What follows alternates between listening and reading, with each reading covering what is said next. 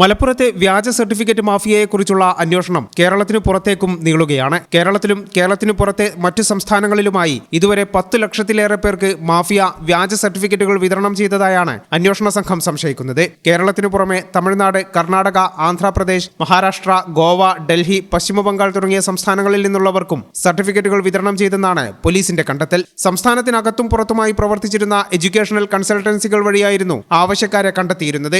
6 മാസം കൊണ്ട് ബിരുദാനന്തര സർട്ടിഫിക്കറ്റുകൾ എന്ന പരസ്യം സമൂഹമാധ്യമങ്ങളിലൂടെ പ്രചരിപ്പിച്ചും മാഫിയ ഇരകൾക്കായി വലവിരിച്ചു. വ്യാജ സർട്ടിഫിക്കറ്റുകൾ പ്രയോജനപ്പെടുത്തി നിരവധി മേഖലകളിൽ തട്ടിപ്പുകൾ നടന്നതായും പോലീസിന് വിവരം ലഭിച്ചിട്ടുണ്ട്. 5 വർഷത്തിനിടെ 1000-ലധികം ആളുകൾ വ്യാജ സർട്ടിഫിക്കറ്റ് തരപ്പെടുത്തി വിദേശത്തടക്കം ജോലി വാങ്ങിയതായി സംശയിക്കുന്നു. അന്വേഷണം ഇവരിലേക്കും നീളും. വ്യാജ സർട്ടിഫിക്കറ്റ് കരസ്ഥമാക്കിയവരെ കണ്ടെത്തുന്നതിന് അന്വേഷണം വിപുലമാക്കാനുള്ള ഒരുക്കത്തിലാണ് അന്വേഷണ സംഘം.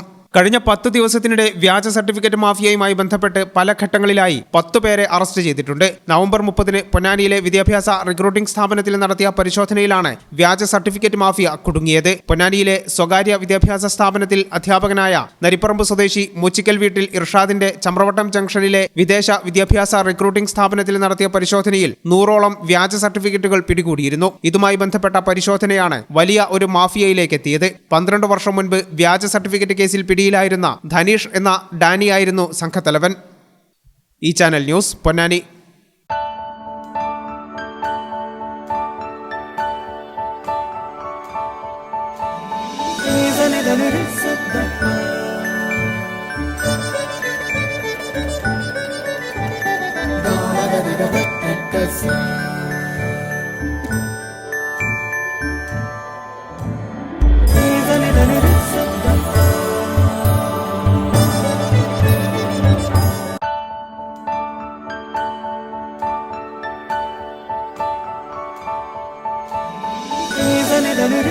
Even